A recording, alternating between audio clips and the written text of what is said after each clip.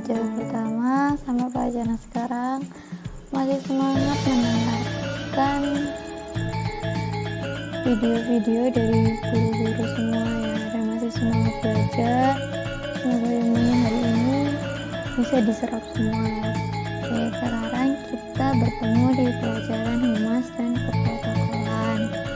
Hari ini kita akan membahas tentang KD 3.5 menerapkan pelayanan prima kepada pelanggan. Materinya apa aja yang kita bahas sekarang tentang hakikat pelayanan prima. Materinya tentang pengertian pelayanan prima, penyedia dan penerima pelayanan, bentuk pelayanan, dan keempat tujuan pelayanan prima. Kita bahas satu-satu.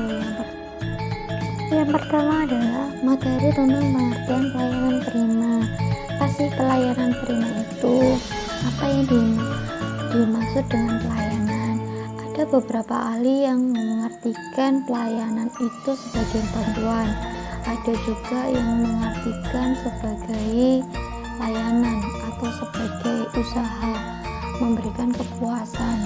Ini adalah salah satu menurut para ahli. Menurut Suparlan, adalah sebuah bantuan atau pertolongan pada orang lain, baik berupa materi maupun non-materi, dengan tujuan agar orang itu bisa mengatasi masalah sendiri.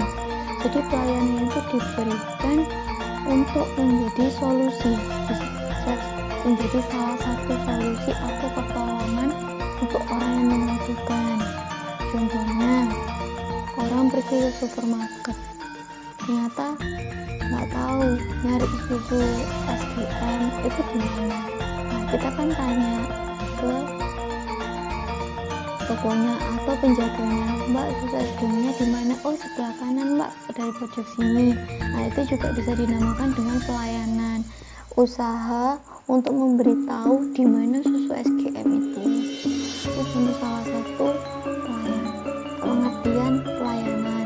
Nah, pelayanan prima sendiri adalah dari kata excellent service, yaitu pelayanan yang sangat baik atau juga disebut pelayanan terbaik.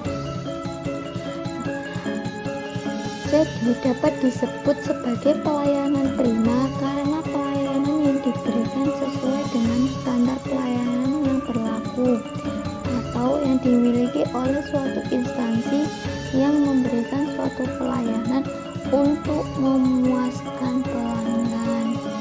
Jadi layanan itu lebih ekstra, bukan ekstranya dalam hal yang negatif ya, tapi lebih ke seperti ini contohnya. Tadi kan layanan primanya cuma ada tanya, kenapa kok sampai ada yang tanya padahal sudah ada tempat gitu. Nah, kenapa kok nggak kita yang ngasih tahu, Bu, cari apa? Nah, pertama kali kita yang menyadari pertanyaan. Nah, itu bisa disebut lebih ke pelayanan perbaikan. Jadi sebelum orang tanya, kita tanya dulu sebagai pemilik toko atau sebagai penjaga toko. Untuk materi yang kedua, penyedia dan penerima layanan. Penyedia layanan, suatu pihak petugas yang bertugas untuk memberikan layanan tertentu yang ditujukan pada konsumen. Tadi contohnya apa?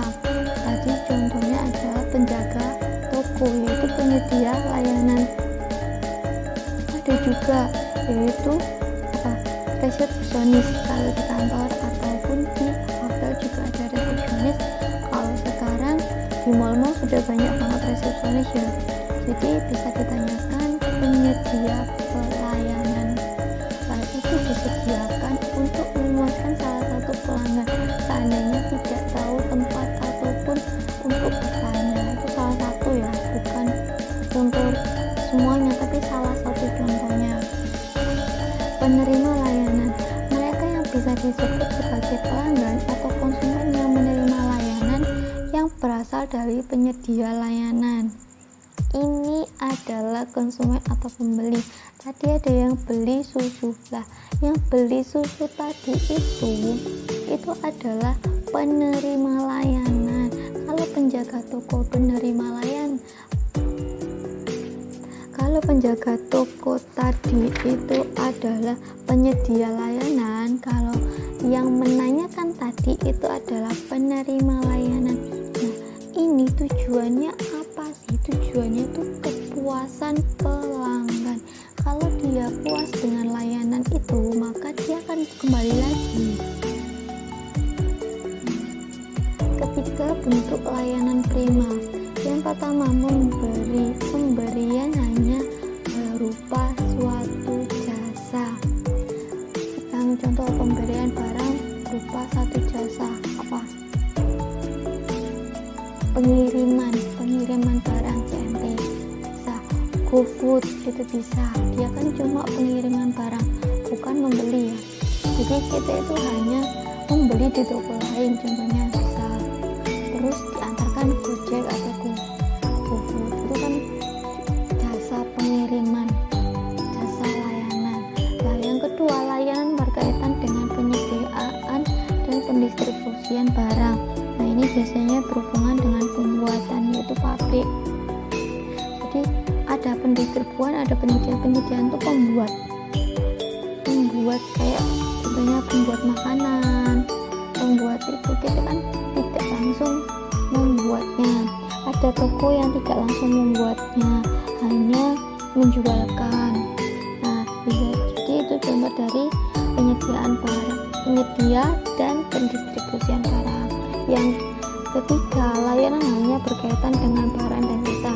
Contoh layanan barang dan jasa. Ayo apa? Layanan dan jasa. Salah satunya adalah bank. Bisa bank itu kan dia membuka jasa juga, tapi dia juga membuka barang-barangnya apa? ATM, tabungan. Nah, salah satunya dia mengeluarkan produk. Nah, jasanya dia menawarkan jasa penyimpanan. Nah, tapi dia juga mengeluarkan beberapa produk. Tujuan pelayanan prima. Apa sih tujuan pelayanan? Seharusnya itu memberikan suatu pelayanan yang dapat memenuhi dan juga memberikan fokus pelayanan kepada pelanggan. Pelayanan prima ini salah satunya selain dari memberikan kepuasan, ini dapat memenuhi dan juga memberikan fokus pelayanan kepada pelanggan. Jadi bisa fokus ke pelanggan dan produk kita. Kalau kita sebagai pemilik toko, ataupun kita sebagai penjaga toko, ataupun kita sebagai pengirim jasa.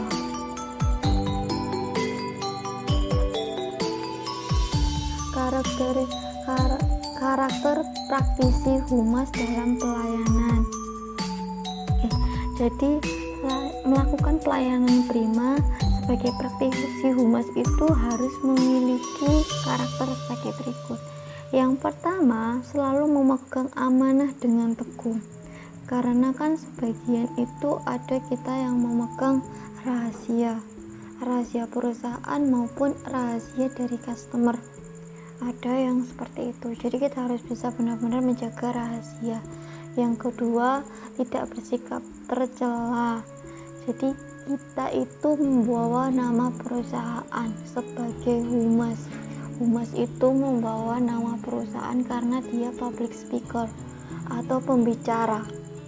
Ketika ada pembicara di depan umum, dia bukan hanya membawa dirinya sendiri, tapi membawa nama